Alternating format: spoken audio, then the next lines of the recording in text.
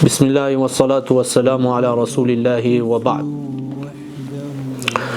Arritja e agjerimit është begati e madhe. Me ta mundsu Allahu azza wa jall me arrit muajin e shenjtë të Ramazanit është një begati e veçantë dhe shumë e madhe. Të tregoj një hadith shumë interesant. Që këtë hadith e transmeton Ibn Hibbani rahimahullahu ta'ala në sahihun e tij. Ka Talha ibn Ubaidillah radiyallahu ta'ala anhu, i cili thot: një ditë prej ditëve erdhën dy njerëz, dy burra te pejgamberi sallallahu alaihi wasallam dhe pranuan Islamin bashkarisht, po të njëjtën ditë.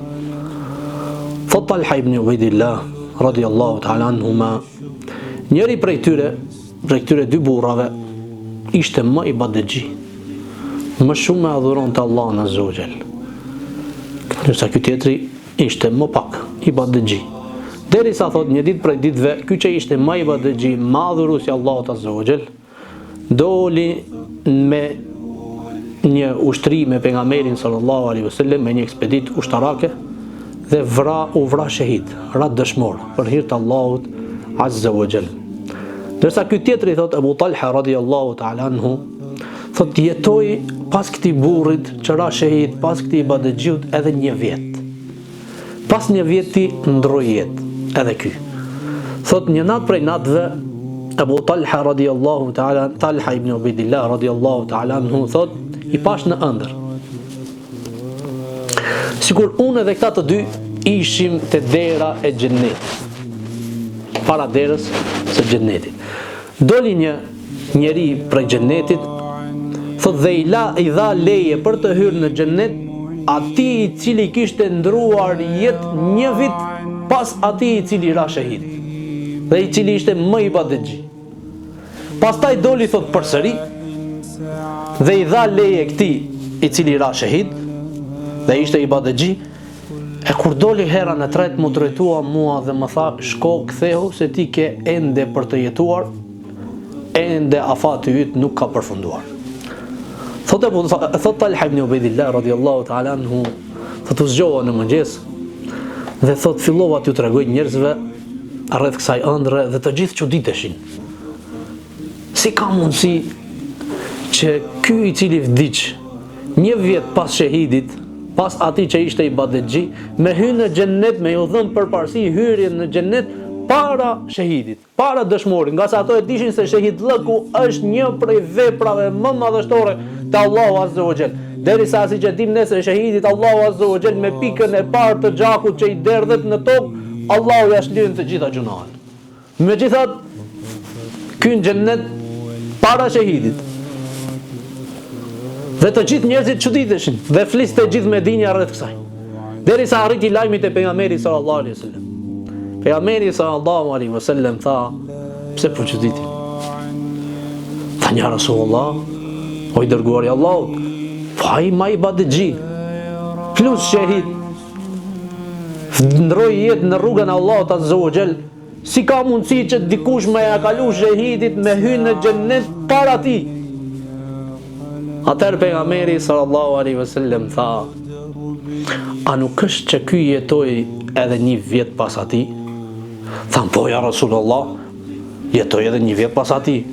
Tha pejgamberi sallallahu alaihi wasallam: a nuk është ky që agjeroi edhe një Ramazan pas tij? Tha: po ja Rasulullah, agjeroi edhe një Ramazan pas tij. Tha: a nuk është ky që edhe një vjet fali kaq namaz e kaq namaz? Pra bëri edhe që kaq sejdë, bëni matematik se sa sejdë i bën njeriu gjatë vjetit. Tha: po ja Rasulullah. Atëherë tha pejgamberi sallallahu alaihi wasallam: pasha Allah, largësia mes tyre në xhennet është sa largësia mes qiellit edhe tokës. Allahu akbar. Pra vllai dashur musliman, a e din se nëse Allahu azza wa jall ta mundson që me arrit këtë muaj të agjerimit, këtë muaj të begat, ndoshta ke mundësi që me hyjë në xhennet para ndonjë shahidit. Për shkak se Allahu azza wa jall thot pejgamberi sallallahu alaihi wasallam: më i miri prej jush është ai i cili i zgjatet jeta edhe vepron punë të mira. Ndërsa më i keqi prej jush, tha pejgamberi sallallahu alaihi wasallam, është ai i cili i zgjatet jeta dhe vepron punë të këqija. Edhe një hadith tjetër është shumë interesant. Këtë hadith e transmeton Ebu Umame al-Bahili radhiyallahu ta'ala, një prej shokëve të pejgamberit sallallahu alaihi wasallam. Thot, erdha te pejgamberi sallallahu alaihi wasallam një ditë prej ditëve, se pejgamberi sallallahu alaihi wasallam po e përgatitte një ekspeditë ushtarake, një ushtri, dhe i thash: "Ja Rasulullah, lutë Allahun që të bëj shahid." Tha pejgamberi sallallahu alaihi wasallam: "O Zot, shpëtoj dhe kthej me prej lufte, me ganimet prej luftës." Tha: "Shkuam dhe u kthyem të shëndosh, gjallë shëndosh dhe me prej lufte." Përsëri shkova për s'dyti, thash: "Ja Rasulullah, lutë Allahun që të bëj shahid me një ekspeditë tjetër ushtarake." Tha pejgamberi sallallahu alaihi wasallam: "O Zot, shpëtoj dhe kthej me prej dhe me fitim prej luftës." Tha: "Shkuam dhe u kthyem." Për streti, përsëri thash: "Ja Rasulullah, lutë Allahun që të bëj shahid."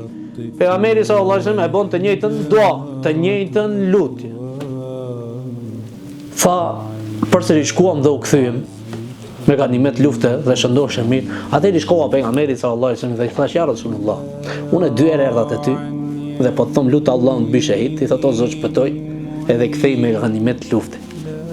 Atëherë tha: "Ja Rasulullah, ma tregon një vepër që do ta mësoj prej teje dhe Allahu azza wa jall do të më bëj dobi me atë vepër."